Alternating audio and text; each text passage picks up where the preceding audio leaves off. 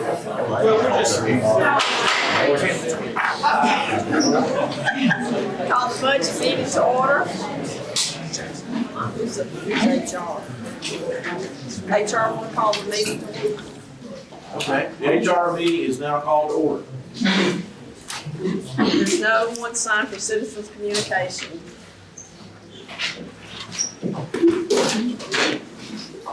We have budget meetings, minutes to approve. Could I get a motion? Motion approved. Second. Has anybody got any changes or corrections? Ready to vote? All those in favor say aye. Aye. Anybody against? Passes 5-0. All right, the HR committee, the minutes were sent out. Everyone had a chance to look at them? Move to approve. Thank you, Commissioner Torres. Second. All those in favor of the minutes as presented, signify by saying aye. Aye. And whoever's taking notes. I'm on the committee. Yeah, she's, Commissioner Guthrie is on both committees, so, and we're all here except, looks like Commissioner Lawrence and Commissioner Clifford. Back to you, Madam Chair. I'm pass this to the mayor. So, well, first of all, thank you. Just some housekeeping. If you're sitting in this horseshoe, the mics are on, they're live, they're hot, it's being televised. If you're addressing anyone outside of this horseshoe loop, you'll need to come up to the podium and address that. The sole purpose of this meeting this evening is through the efforts of trying to look at and determine a report that we have engaged with BTA and Associates. Steve will be addressing those questions as our consultant. This really falls in the area of Claire. Trying to look at the pay for all of our employees throughout our entire system. You'll notice in the room we've got elected officials here, most of the county commissioners, and we appreciate your efforts here. Just a little bit of perspective on history, what we have done in terms of pay raises. Last year, you authorized a 5% pay raise that went into effect on July the 1st with a 2% to start on 1/1, not the official date, but 1/1/25. The schools took a little bit different approach. They did 6% for the full year, which at the end of the day is an average of 6. This year we were asked, and that's what Steve and Claire will present, where do we need to be so we can give guidance to our elected officials, other folks, for those guidelines, rather than just pulling a number out based on this and that, actually do a deep dive. And Steve, Mr. Thompson, has done that, working with the sheriff, trying to get a lot of his people, as well as Claire on our side of it. It looks like the early numbers and the efforts of what the county commission has been able to do over the last 3 years has kept us in a certain range, but it's certainly not the range that we need to be able to retain our employees and be able to hire, particularly in the lines of the sheriff. So with that being said, I will turn this over to Claire, let you give a formal introduction of Steve so they can do it. And Phoebe's here to address the financial side to try to get us on a path that beginning in 2025, we know what we're shooting at. Claire? Thank you, Mr. Mayor. Claire Cochran, Director of Human Resources. This is my second year in this role, and upon my arrival in 2022, the county had just finished doing a salary study with the help of Steve Thompson and his company. We implemented that looking at a 50% to market model, and we looked at all grades. We have 30 grades in the county. The Sheriff's Department has a separate grade system. because of the specialization of that, so we can speak a little bit to that. But we did make some moves in that particular year and only moved individuals to the minimum. So as the market study came back, the benchmark of a minimum starting pay rate, a midpoint of each grade, and a maximum. And that was with a market study. We have now done the same exercise, and we've looked at 18 comparables with municipalities and counties, and Steve will also speak to some of that data, which he's able to capture by working with other entities. So we've concluded our research, and we've specialized in the Sheriff's Department because, once again, he has his own grade systems that was established, and the county has their grade systems 1 through 30. And we I also should mention in 2022, we only addressed the minimum, individuals, bringing those individuals up to minimum. So, for example, to keep things simple, $15 seems to be a going rate out in the market for fast food, so forth. Some would argue more, but the minimum might be established at 15, and anybody making below 15, we would bring those up to the minimum of each grade. We did not address in that exercise individuals that have time and tenure, meaning that if Phoebe and I started, we're both in grade 10, and we've worked the same amount of time. We look at our tenure, time and position, and I see for some reason Phoebe's making more than myself. So there are those individuals, because we are spread out widely. We have different hiring managers, and sometimes individuals or business conditions may dictate a person makes a different starting pay rate. So that means that you would address to right size, looking at time in the current position and right sizing those individuals. That exercise was not done, but in this particular time, we've looked at that comparable. So we're addressing the minimum, bringing people up to minimum based on the new market's rates of Steve's data, looking at individuals' time in their current position, also looking at our annual increase across the board for all employees. And so I'll present those numbers now. Steve can give you more detail of how he approached his, the percentile, moving from the 50th percentile market to make us more competitive. As the mayor just mentioned, we want to be competitive so that we can not only attract employees of quality, but also retain employees. So I'll give you the numbers now. Jamie, if you'll present.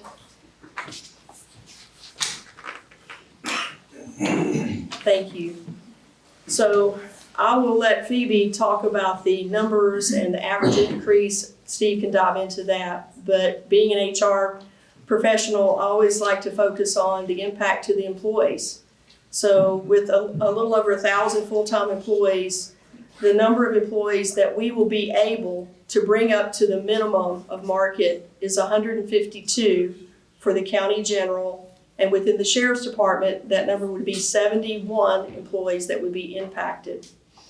Those individuals, as I mentioned, that are working side by side with another individual, or maybe someone across the county that's in the same grade, has the same time in that current position, making sure that we can right size them and approach things from an equity standpoint in our pay, the number of impacted employees would be 175. And in the Sheriff's Department, that number would be 34. So total to minimum, 223. Total for time and current position adjusting would be 209. So with that, I'll turn it over to Steve. We appreciate his efforts, and he definitely can give you a lot more details in how we've approached getting to the 65th percentile of market. Steve? Great, thanks. So I'll just describe briefly the methodology that I followed in getting to these numbers, the market numbers. I'll kind of go through it fairly quickly, and there may be some questions that you have, that's fine, just let me know. Try to answer those as we go. Claire alluded to the fact that we have 19 public sector benchmarks, and they, we don't have those, but I can read them off real quick. It's Collierville, Franklin, Germantown, Knoxville, Laverne, Mount Juliet, Murfreesboro, Nashville, Sevierville, Smyrna, counties were Knox, Murray, Montgomery, Rutherford, Sevier, Sumner, Wilson. So this is a mixture of some direct labor market competitors such as Nashville and Murfreesboro and Franklin and Brentwood. Murray County, probably a direct labor market competitor. We've got some a little bit further out, like Knox County and Montgomery, and even some in Wilson, that have county-specific positions that the cities don't have. So it's good to have benchmarks that mirror the employee population here, as well as the cities and counties that are close by that are definitely direct labor market competitors. So that's our public sector database. We have a general business and industry database too. Almost all of your positions, maybe certified, fire, maybe building inspectors, a few others that don't have a lot of direct counterparts in the private sector. So many of your people would leave employment here and go work for a contractor or retail or manufacturing or whoever. So we feel it's important to not only look at public sector data, other public sector entities, but also look at data from the private sector, since you're competing with them for people as well. Historically, we've weighted those two evenly here for Williamson County. Sometimes when we do these studies, we'll weight the public sector numbers more heavily. But given the economic climate here in Middle Tennessee, that seems foolish. So we weighted them equally. So for each job in the county, I pulled a number from the public sector database and a number from the private sector database. Those numbers are the 65th percentile pay rate from each database. And I probably need to explain, every time we do this, people get confused what we mean by 65th percentile. Some people, it's been a long time since they took statistics. So 65th percentile means that 35% of the pay rates are above and 65% of the pay rates are below. So it's an above market position.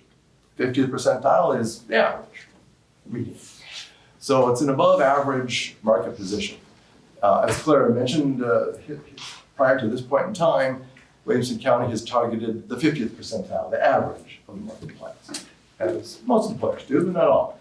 So given the extreme competitive nature that we're facing here, with all that's going on in Middle Tennessee and proximity to the Brentwoods and the Franklins and the Murfreesboros and some other cities that do target above the average when they set up their pay plans, we felt, I think city officials felt it was important to try to be a little bit more above average than average.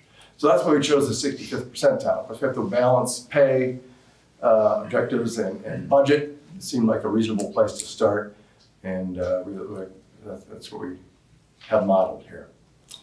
So again, for each job, I've got a market rate, which is the 65th percentile number, the average of those two numbers for the public sector and the private sector databases. We compare that market rate, 65th percentile, to the current pay range midpoint. Remember, pay ranges are ostensibly set up so that the midpoints, at this point in time, mirror the market average. But now we want our pay plan to mirror the 65th percentile. So we want to compare where are we now relative to the 65th percentile, and then figure out how much we need to adjust our pay ranges so that the new midpoints will be more like the 65th percentile rate than the 50th percentile. And so that's what we did. Basically, for the county general as a whole, that required a 16% adjustment to the pay ranges. For sheriff, it varied from job to job, from grade to grade a little bit, but about 12.5%. Sheriff was closer to the 65th percentile beginning than was much of the rest of the county. But it varies by department too, so these are broad general numbers. So we then adjusted the ranges accordingly, 16% or so for county general and about 12.5% on the average for sheriff. And those are our new proposed pay ranges. Once we got that, then we have to figure out where do our employees fall in these new ranges. And some are falling below, 152 and 71, the number up there. Everybody else is in the range somewhere, which is fine. But we also want to look at how can we better align time and job with pay.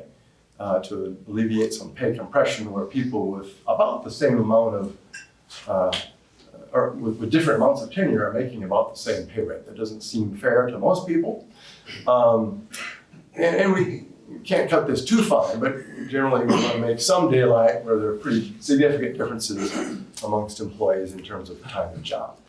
So that's 175 and the 34 people that we're needing some adjustment to get to a target based on time in position. And I don't want to describe or go into too much detail, but we have call it a formula or a scheme that we can apply uniformly across the whole county that shows for X amount of years in position equates to a position in the range as a percent of midpoint. And if the person's salary isn't at that point, after movement to the minimum, and after a 4% general increase, they would get an additional adjustment to get to that target. We modeled a 4% general increase, that's that number up here. Where did that come from? I guess in looking at the landscape, what other employers are doing that seem to be kind of projecting what's going to happen July 1, 2025. So it's a little bit of a shot in the dark, but it seemed like a reasonable assumption to make. We're moving people to minimum, we're doing these tenure adjustments plus 4%. The total number should position us pretty well when we're all said and done. Some employees are going to get just the 4% increase. They're already above the minimum. They're already at the position in the range based on their time in position. So they would get a 4% increase in this model. Some people would get an adjustment to the minimum and the 4% increase.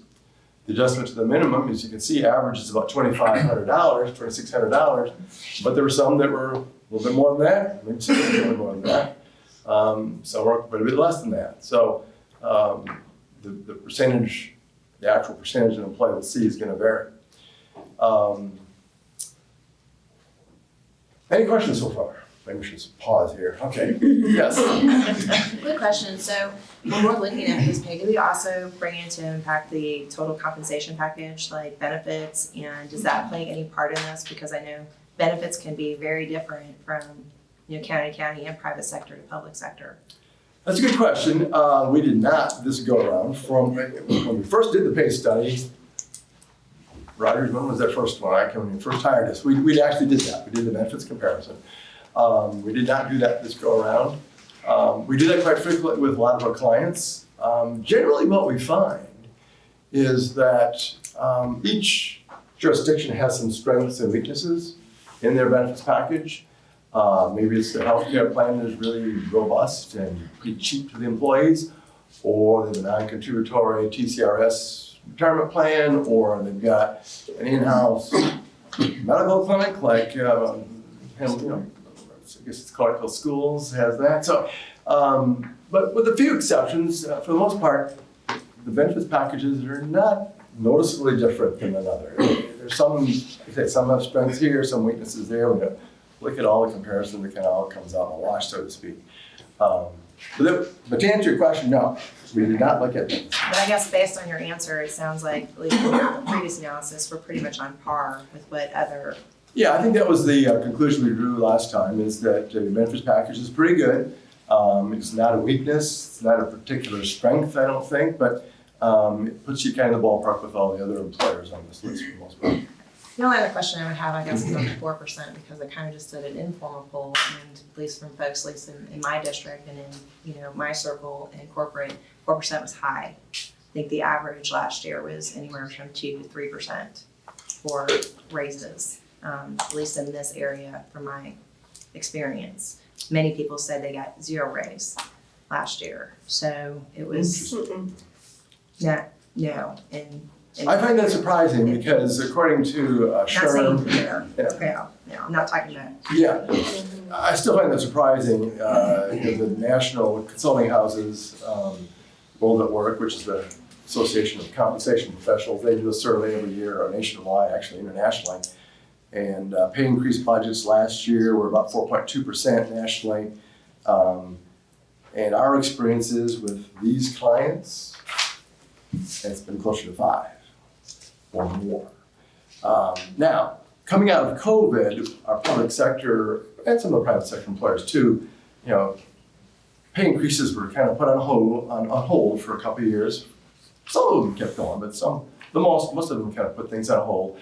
Coming out of that, we kind of faced a triple whammy. You can't hire anybody for anything. With wage inflation, cost inflation is going up to 8, 7, 6%, whatever you're looking at. And wage inflation is going up because people are trying to respond to cost of living increases, and we can't hire anybody. So a lot of our cities and counties were scrambling coming out of COVID to figure out how can we get back in the game, so to speak. And there were some pretty hefty increases in the last couple of years. I'm thinking it's going to simmer down a little bit this go around. I don't expect to see 8, 10, 15% like we did a couple of years ago. So 4% seemed reasonable to me. That is in line with the consulting houses' projections for average pay increase for next year. Of course, that's a broad general number across all industries. Typically, the public sector is a little bit lower, but not here. If anything, in Middle Tennessee, it doesn't matter what kind of job it is. Groundskeeper, heavy equipment operator, police officer, firefighter, codes inspector, planner, water plant operator. We just can't hire people. Everybody's scrambling. Sheriff's deputies, police officers are special shows. EMS, big problem. So most cities and counties are really trying to keep ahead of the game, and 4% seems about as low as I could, in good faith, recommend going forward. Let me throw in something before you get too deep in the woods. For people that are looking at this chart tonight for the first time, we're addressing 432, I think that's the math, 152 increase in the minimums in the county general, 71 in the sheriff, time in the current position of 175 in county general, 34. That should come to about 430. We have 1,200 employees, to the best, full-time. So we're addressing a third of our people in the area that you all ask us to look at. If you come down to where it says county totals, we haven't touched that yet. That's adding the 3,060,271 and the 1,299,355 to get your total. We did not look at part-times at all. The part-time number you see there is just a flat 4% across the board. And so there's your grand total. You come down to the next one, we have vacancies that you have to allow for those spots to be filled. I said the same elected officials. Many of the elected officials come off of my salary. It's a certain percentage. So whatever I make, so-and-so makes a certain percentage that you can go to your TCS code, but it's at 4%, same as above, and then any overtime associated with the increases. So your bottom line total is $5,200,000. So I turn to Phoebe now, and how do we, Megan, before you go, remember this is only county general side. This is not the school side. So whatever dollar amount we can convert back over to a percentage, because Jason would want that, and to deal with those numbers. Phoebe? So we looked at the current Well, budget excuse me, Diane corrected me. County general, landfill, and highway. and highway. All of these are in that number. Correct. So we took a look to see what we would be, total budget, current budget, what percent we needed to add to that in order to adjust and come back to meet the needs if we included everything that you see in front of you. This came back to a percentage of budget available currently a 6% increase over the budget. Now, please keep in mind, that doesn't mean we're giving 6% across the board to everyone. As you can see, there'll be different, we'll differentiate between tenure and et cetera. But if we're just looking at the bottom dollar, how many what percentage of our current budget do we need? We would need a 6% increase in order to make the 5.28. Can I ask a question? And you may not be able to give me an exact number. When we're talking about the 65th percentile, and, you know, somewhere in between 50 and 65 is generally where you see employers fall. Is there a decrement or a way to kind of engineer, okay, if we're at 65 and we're looking at 5.3, and if we chose to, you know, come down to 60, is there a decrement that we could just mentally, you know, okay, now we'll be at 4.7? No, it's not an easy to come by number, no. No, I just wondered if you had a general sense. 65 to 60th is not gonna be a It's not lot, gonna be a big maybe a difference. couple percent. Yeah. At most. 2 points. Yeah, not a lot. Maybe 3, but somewhere in there, closer to 2, I'm guessing. Well, and I think because you have the position-based adjustments and things like that, it Yeah. kind of messes with the Yeah. values as well. I just wondered if you had looked or kind of considered different percentiles before you reached this at the 65th.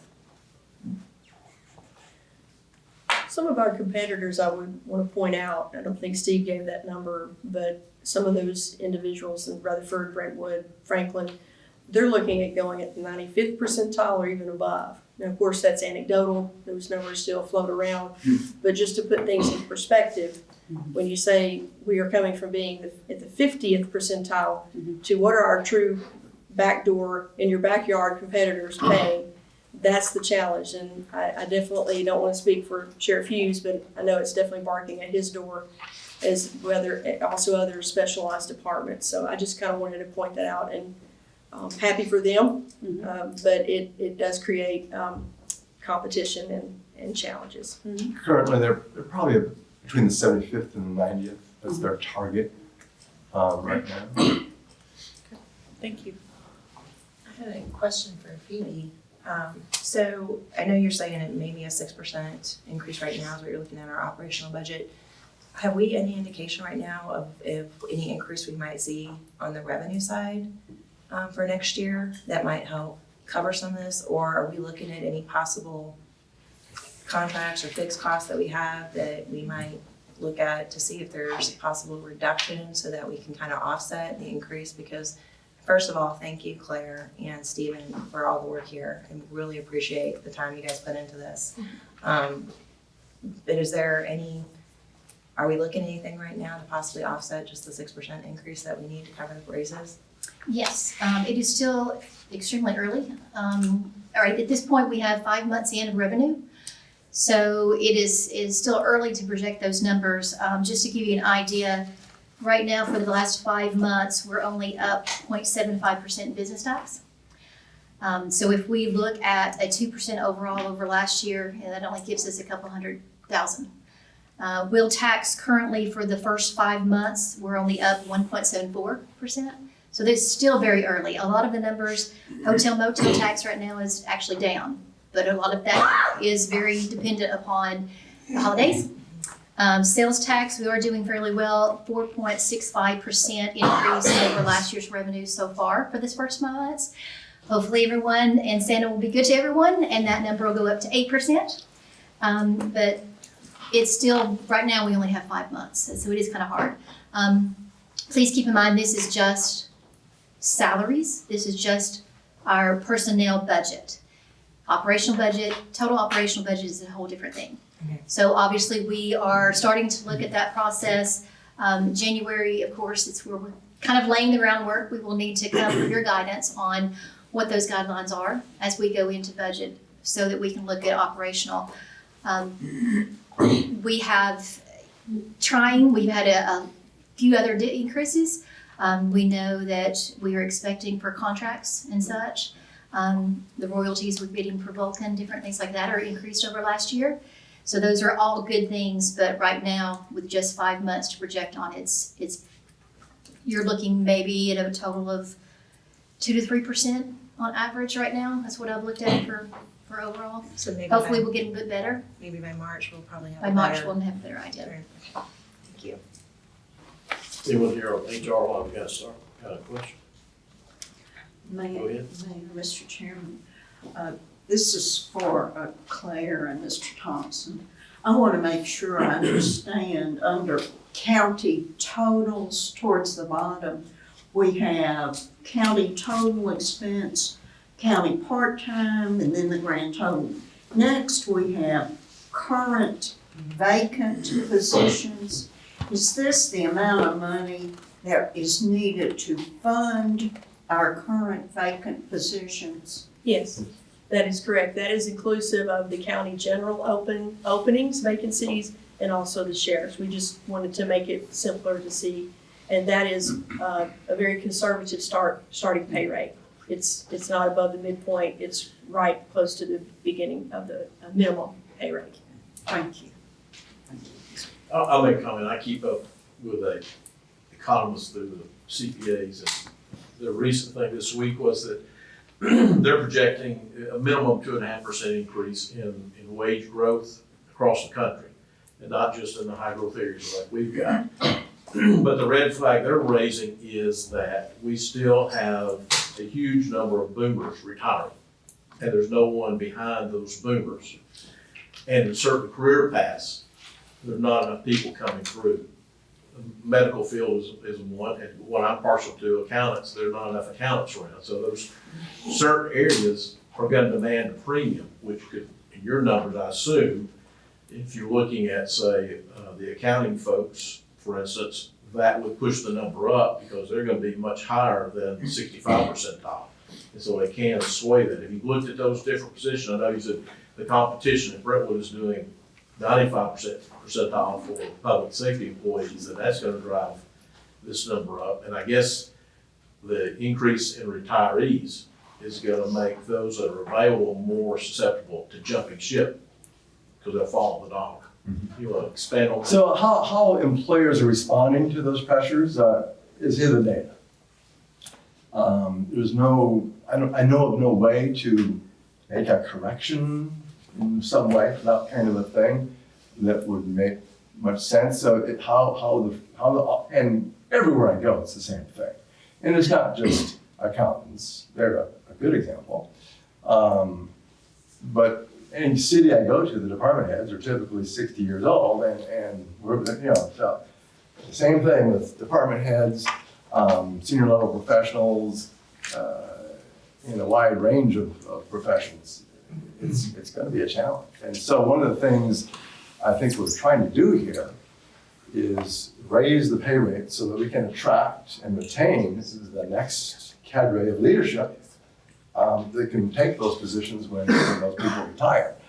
One of the things I experience sometimes in my travels with cities and counties is if these numbers are so low, they're losing all their good people, and they've got a bunch of 1 and 2 year folks, but their leadership, there is no leadership behind the current leadership, so there's no bench strength.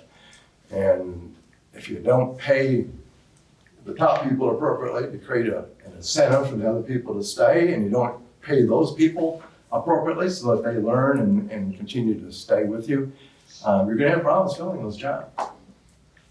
So I think, to answer your question, how people are responding to that, it's in the numbers. That's kind of why we're seeing increases in the numbers that we are seeing.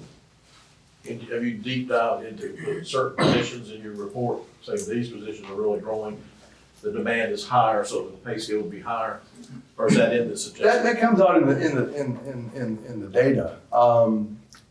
One thing we have done is pretty much assumed jobs stay in their current pay grades. What you're talking about would be selectively moving jobs from one pay grade, one pay range to another because their market number, the market is moving faster than general.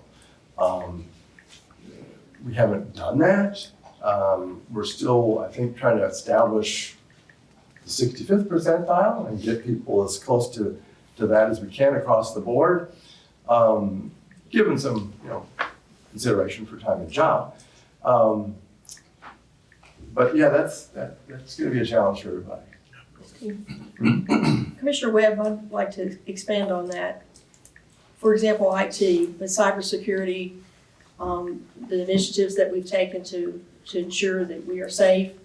and that our director, Sean Cochran, has addressed, we definitely have found it very challenging with our current pay grades to find the qualified candidates, and we've had to pass on several, I should say, have passed on us. Yeah. So I don't want to give a laundry list, but I can definitely have a conversation about it. But we have already seen that, and we work very competitively to now look across the entire county if you're in a certain grade, not just work specifically with the department. We work with the department and we look across the county to see how we look, we review from pay equity. And we've had to push some of those positions up to be competitive. When you get passed by 4 or 5 different candidates, then you've got to move that starting pay up. I know, cybersecurity is very Yeah. important. But I appreciate the question. That's the best example I can give. Madam Chairman, before you get too far along, we need to let the sheriff come up now. Jeff, unfortunately, you're not up here in the horseshoe, so you're gonna have to come up to the mic. I know you've done quite a bit of work on it, and we certainly have not done this in a vacuum. Was there a question? I was talking to my staff over there. No, I just wanted you to have an opportunity to express, because part of this compensation was over here on the far right column. It was 74 to 34 in your ability to hire. Now, you've done a great job. You filled up most of the positions, but Yeah, it's really, really interesting, and I'd like to note that, excuse me.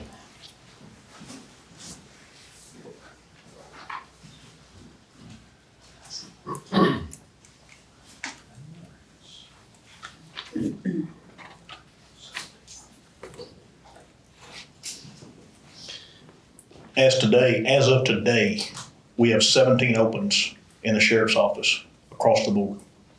That's remarkable, first and foremost.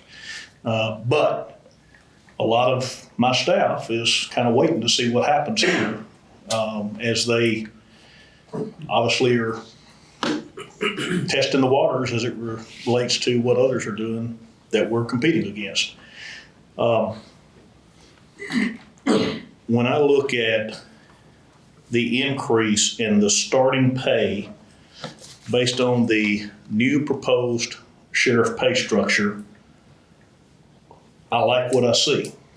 But you have to understand that that's not the difference that people are actually getting. That's the starting pay, okay? So what I'm concerned with more, and this came up just recently today, so we haven't had time to discuss it much, but that's what I was talking to staff over here about, is the time and grade. We recently did a title change only to get rid of corporals, the rank of corporal. So every corporal became a sergeant, every sergeant became a lieutenant. There was no promotion, there was no change in pay grade. So it did not affect their time and grade. Everything stayed static. So, but I don't believe any changes were made in munis.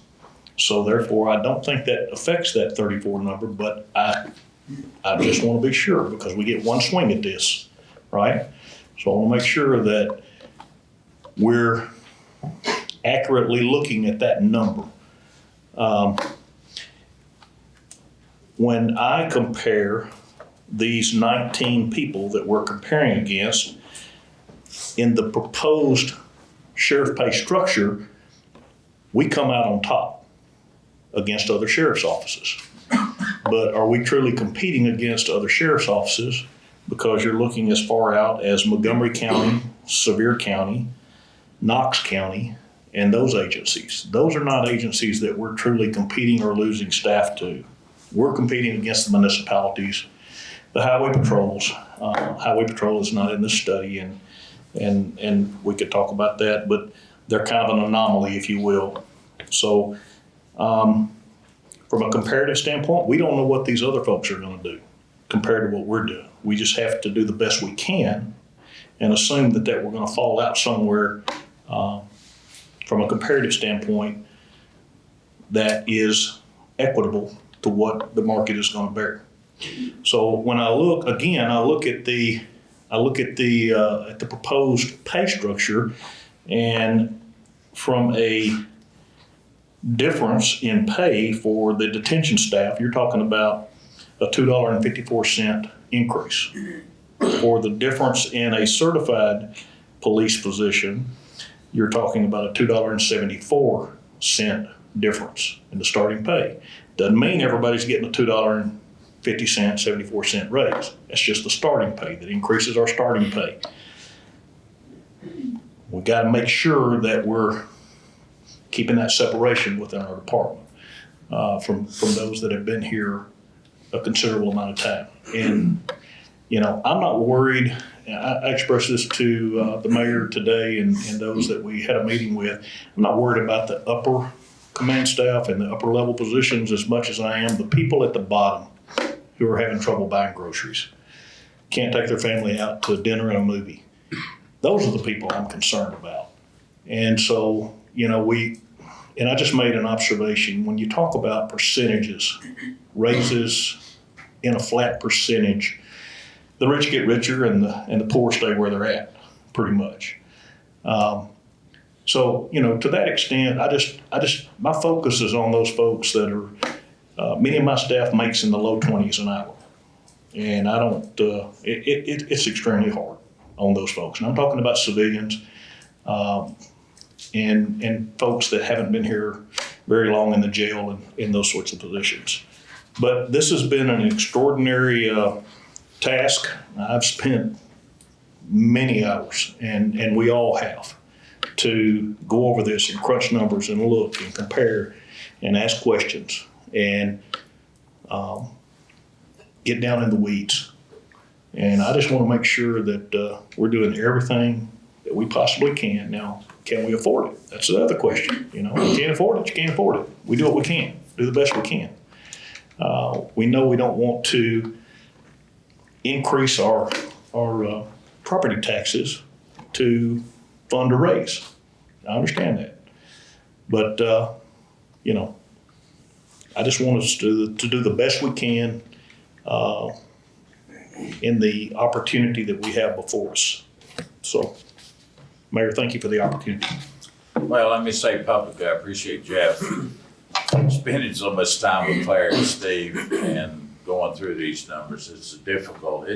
The full weight of this is going to fall on the directions we give for next month. That doesn't, as you heard Phoebe say, between January and March, we'll have a better handle on some of our revenue numbers. So this, I know in years gone past, last year, for an example, was a good challenge for us.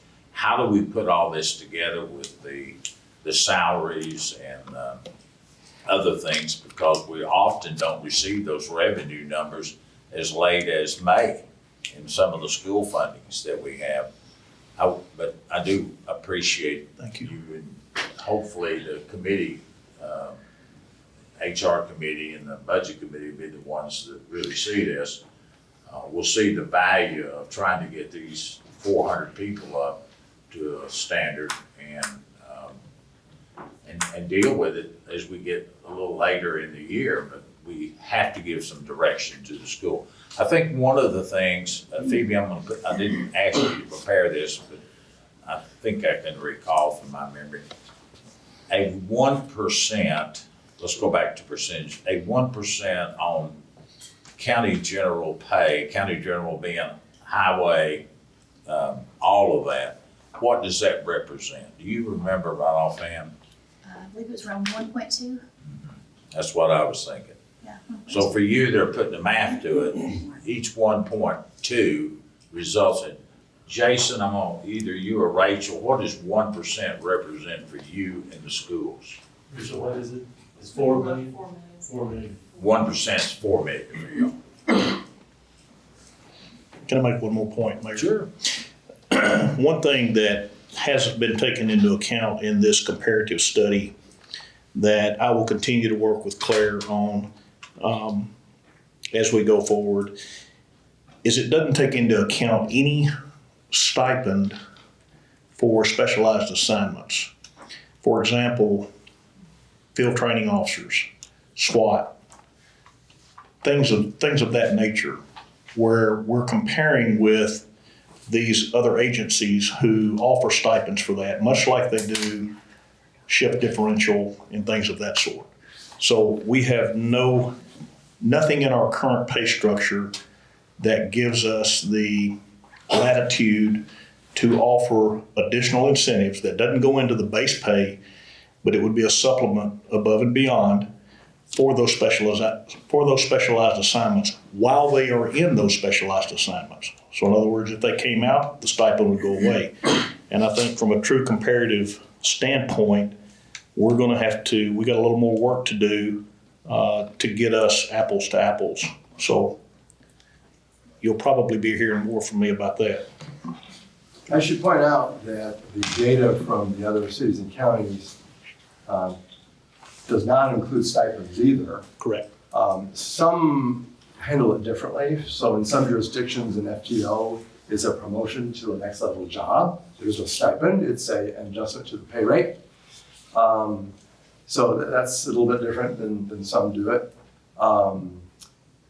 We just did a survey last month of, because I know this is coming up, of what other jurisdictions are doing as far as specialty pay. And I continue to be surprised that there's not as much as I think there is. Most people do SWAT, most people do canine, and then it falls off real quick. Occasionally we'll do something for a hostage negotiator, but those three are the big ones: FTO, canine, and SWAT. That's pretty common to do some sort of stipend for those. And I'm not suggesting that should have been part of this study. I'm just saying we need to take note Oh of yeah, that. definitely. I have a question. I just want to verify, make sure I'm understanding this.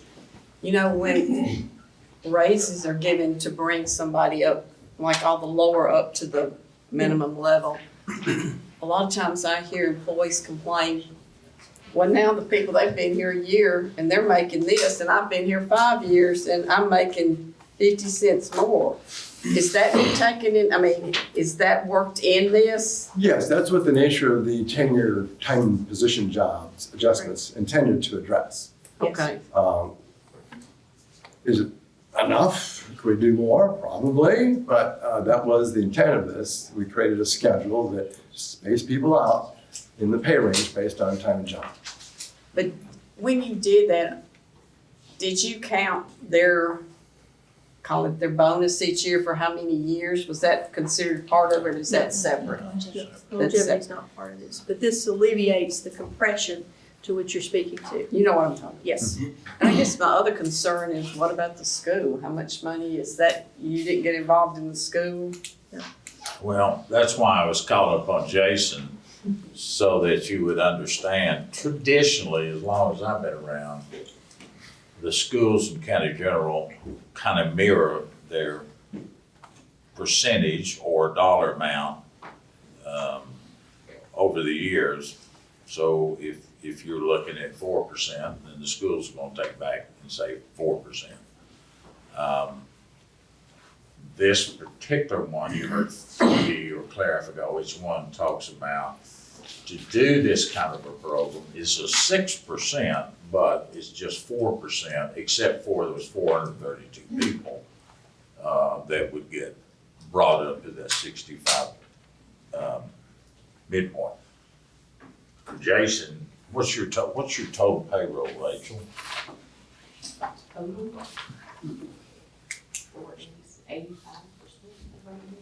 All right. So 1%, we were talking. 1% is what? 1% is what is right, the raise would be 4.3%. Maybe 4.3 million is what 1% would get us. So I said about $4 million would stop us. So it's about, you're talking about, I'm gonna round numbers on, it's 4% is 16.7 million. Okay, so you're talking about $16 million to do a 4% pay raise for schools? I'm rounding. Is that right? Yes. And then you're talking about 5 million, so you're talking about $21 million, give or take a little, to do your pay raises for school and everyone else. How did that fare with last year? Pretty much right on the same numbers. Yes, Mayor Anderson, if I may, so last year, now these are pre-tax, obviously, I just want to make sure that's before Medicare, Social Security, and retirement numbers. But our pre-tax last year, when we did the 7%, was an overall increase, obviously, of 7.15% over the budget last year, which equated to $5,878,000. So that was our total dollar number last year that we increased the personnel budgets.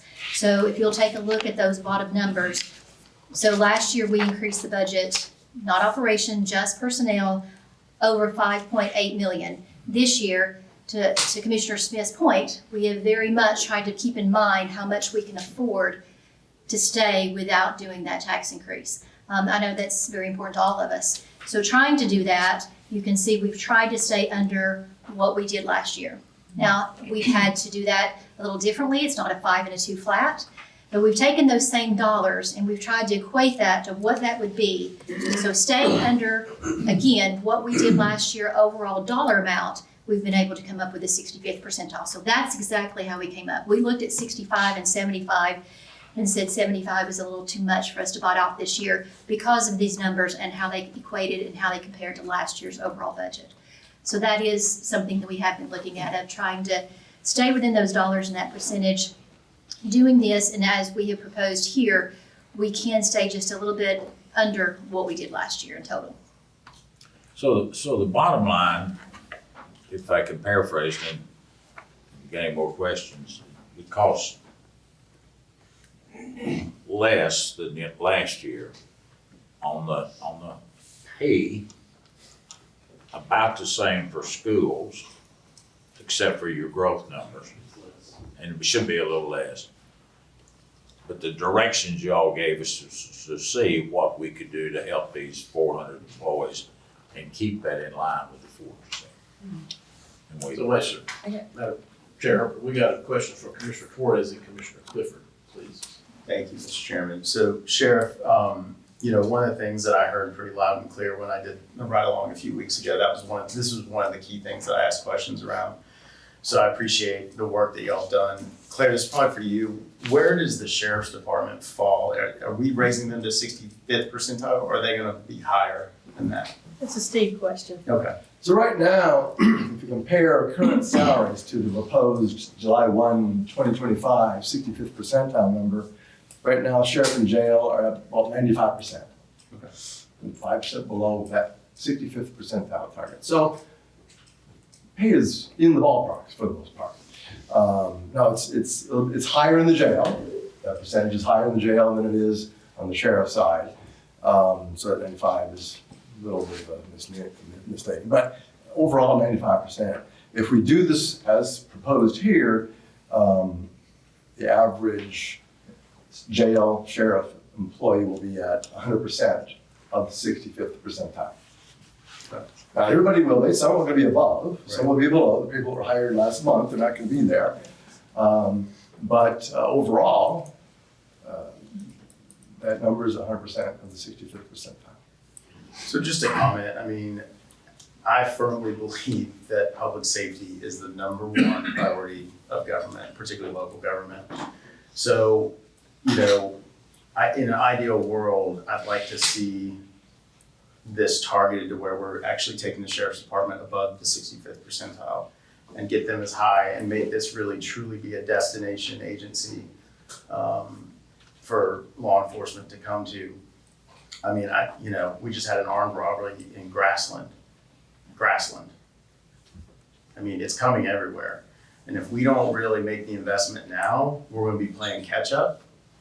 And one of the other big challenges I heard with the vacancies, particularly with the road deputies, is when someone goes on vacation, we're just chasing our tail a little bit. So I really would like to see us not do a peanut butter spread and find a way to do a really targeted increase that gets the Sheriff's Department the resources that they need from a pay perspective, so we can continue to recruit talent and retain talent.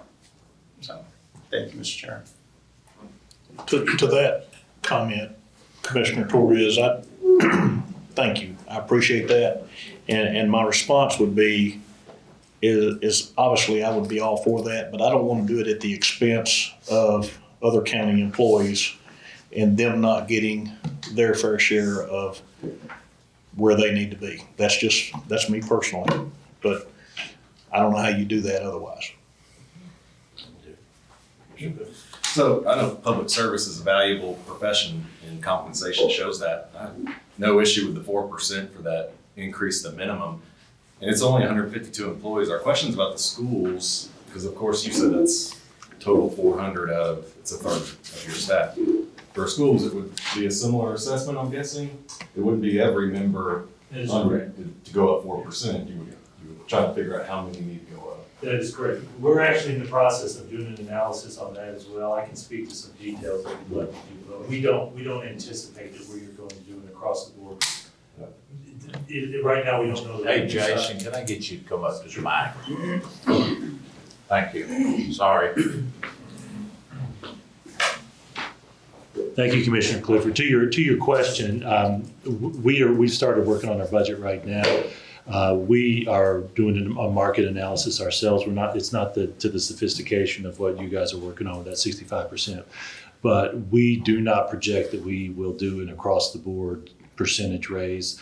Whatever you all are able to fund, knowing that the state is probably going to fund us just a little bit less next year based on fiscal capacity, we're going to take that based on our needs. And I anticipate that we will be putting an extra weight on some of our lower paid positions and our positions that are struggling for competition.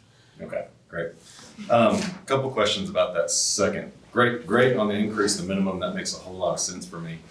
The time and current position, you mentioned compression. For those 175 on county general side and the 34 on the sheriff, is that realistic compression because there's an increase in the minimum happening directly below them that's forcing it up? Or is it an assessment on time and position regardless of whether they just had somebody under them be increased against their salary? It's both.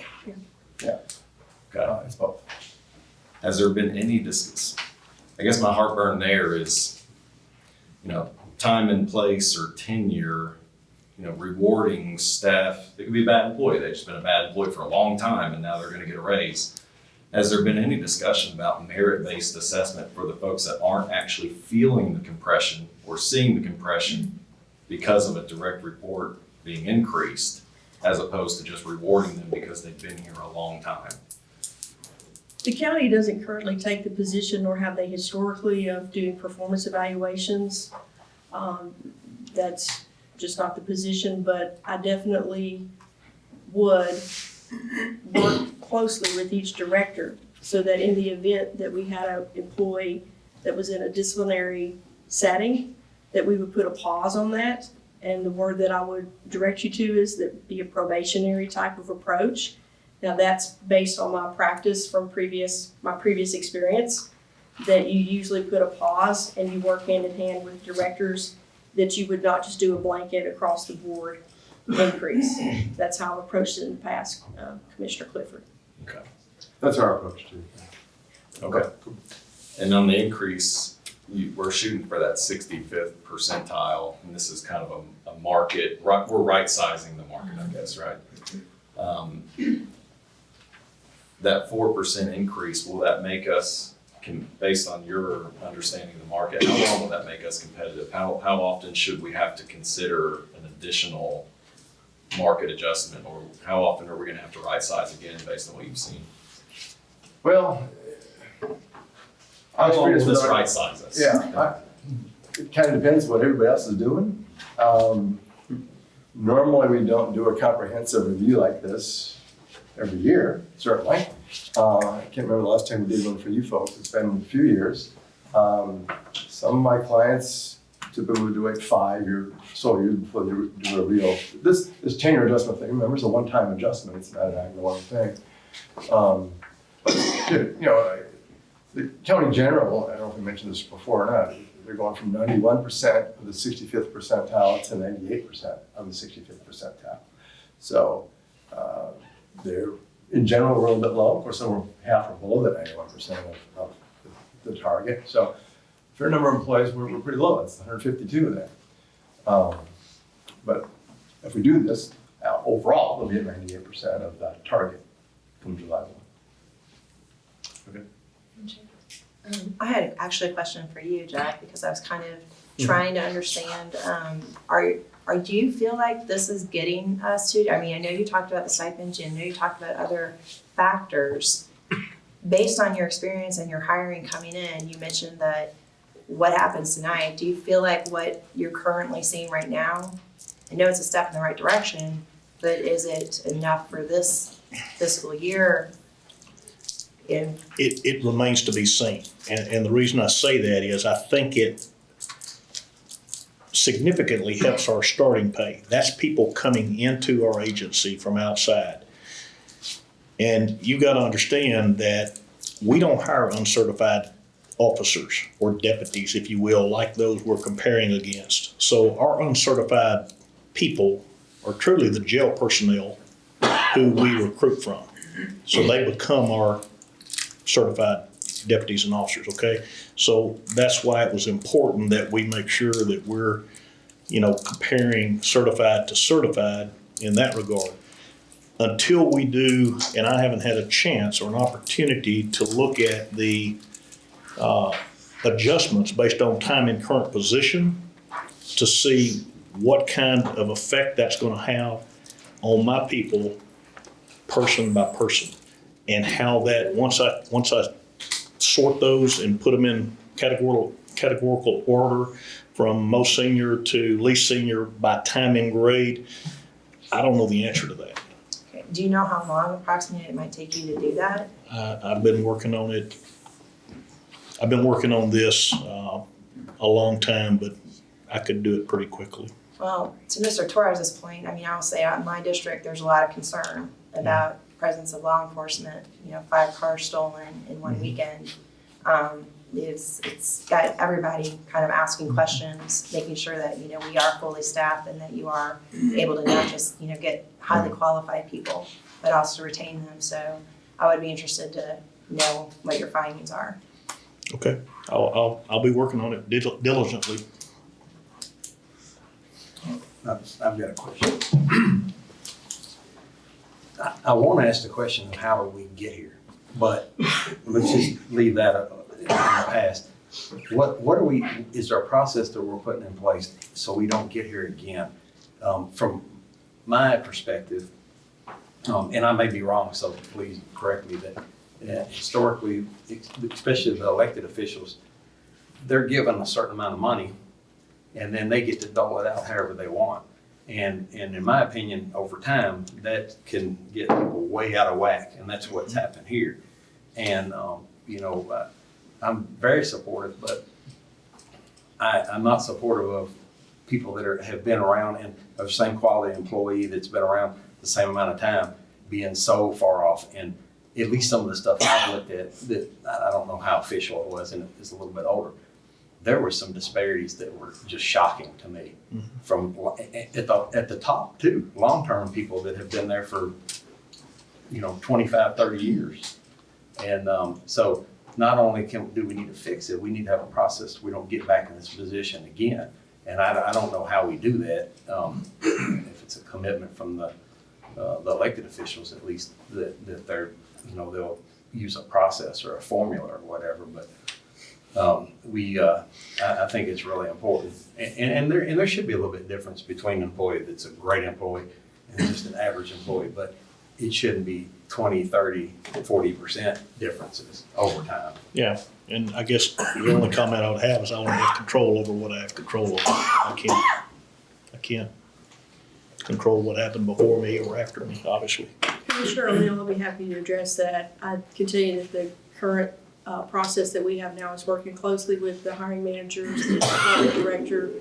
The sheriff has been a great partner, and we try to provide them as much data as possible of people in the current grade and within their department, people that are a grade above and a grade below, so that they're constantly upon hire looking across and not just in a silo. I have this candidate, what's their experience, I'm gonna hire them. And so I call that internal equity. So it's an internal equity review, and it's incumbent upon the HR department to serve the elected officials, to serve each department director and provide them as much data so that they can make a good decision. Sometimes there are business conditions, there's sometimes needs, that can dictate maybe a slight increase or a higher.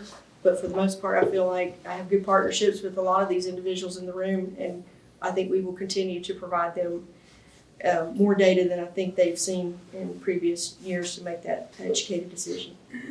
I have one more, I guess, comment, question. If we were to pull, I know that I heard Knox County and Sevier County and some other places. In my experience and opinion, at least on the law enforcement side, it's not even, you can't even compare Middle Tennessee to East Tennessee. It's just, you can go up there and buy a house for about half of what you can buy for here. And so if we were to pull those numbers out, then what does it do to that 65th percentile? Well, it would increase it. It also would diminish the data points we have for circuit court clerk and deeds and some of the county-specific jobs you won't find in the municipality. So it will handicap us in terms of number of data points, but it would make a difference. Yeah, the East Tennessee numbers, I do have clients out there too, and they're talking pretty much the same thing we're talking here. They're starting from a little bit lower place. I know Knox County just did Knoxville, I think both have done pretty big, significant pay studies in the last couple of years and have improved considerably. It was kind of embarrassing before. So, so they're moving out, there's movement out there, but you're right, they're a little bit behind. I think it's important to note that, out of the 19 people that we're comparing against, when you look at the starting salaries, we rank 8th out of 19 in the projections. And that's assuming they stay where they're at. I know that. Just throwing that out there as a Brentwood fact. did something like this, like last year. I think you did. Yeah. So, and they had an actual formula. You could take people's time and then plug it in and it would come out to exact numbers. And, That's what we have here. And, they were like representatives. Somebody that had been here 5 years was a detective or somebody, and I mean, some of the, at least in the police department, there were people that were 25% raise. Well, maybe to Commissioner O'Neill's comment about how do we ensure we don't get in this position again.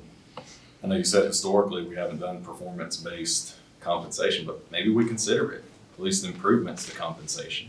Tough for government, I know. State of Tennessee does it with 40,000 employees, and they have a model and books and everything we could potentially look at to see if it would fit Williamson County. I'll be happy to entertain it.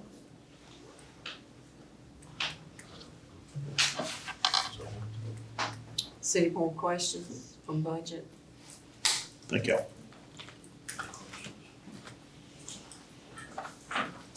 Any questions from HR? Got my lights? Okay. Those commissioners that are here that might have a question that aren't on either one of the committees? Madam Chairman, we need some guidelines. If you can provide that with us, we can tweak it, but we need to help schools get on and the other things. The overall, what you're seeing here is approximately 6%, is that what you said? Yes, sir. But it's a 4% pay raise with those, 4%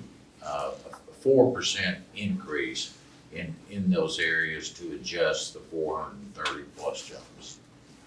If you're comfortable with giving that as a guideline. And, it's less money than we had last year. How does everyone feel about that? Comfortable? I'm comfortable too. Well, I guess I feel more comfortable after Jeff kind of has a chance to look it over a little bit more closely, because it sounds like it, I'm comfortable with it now, but I think the whole point of this was to make sure that whatever we do, we can retain and recruit, the individuals we need to run our county smoothly. So I'm comfortable for now, I guess I'll say that. We can, Commissioner, we can always do more when we get more data, more revenue. Right. But we've got to start somewhere that we can send a message out to all the folks. We'll never have all the answers. If you want to wait, it just puts us under an enormous crunch. And I would think the sheriff would be, I won't speak for him, but are you comfortable with what we presented by still working forward on those other issues? I agree, Mayor. So I just want to clarify, last year Was it last year or the year before? I'm sorry. I was thinking about when I served on budget previously. We gave the guidelines prior to the department heads, beginning to prepare their budgets. And we said, okay, no operational increases that aren't related to payroll. And so is that, when we say those are the guidelines that we're going with, the year that we did it was the 7%, 5 and 2, 6 for the, so this year would be a 6%, but a one-time? Are we gonna spread it over the year? Are we gonna do Just one time. just a one-time? Okay. And then no other increases operationally unless we have a We'll one-off develop all of requirement? those. Yeah, All we focused our attention on for this meeting sure. is about the pay for the sheriff. It's what you gave us direction, and those spots that were less than 65% that Steve's addressed here tonight, and Claire.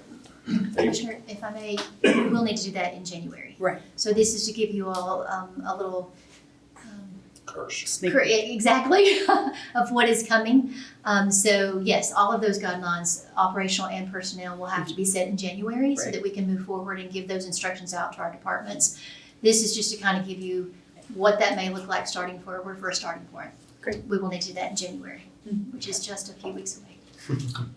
I guess my concern is, and I'm gonna go along with the sheriff, I don't like to see certain positions put way above everybody else, because you can't run it unless you need everybody together to run it.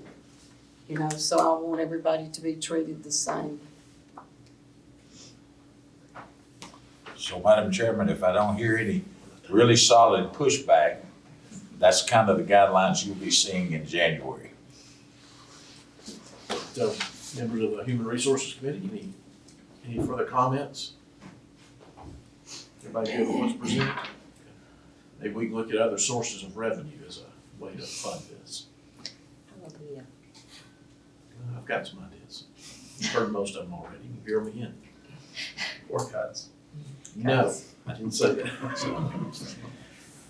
Renegotiation. Any more questions before we adjourn the budget committee? Move to adjourn. You get a second? So- Second. Second. So there. I'm on both committees. So Budget. HR committee, any more business, any other business before us tonight? Motion to adjourn. We are adjourned. Thank you very much. Hold on, Chairman.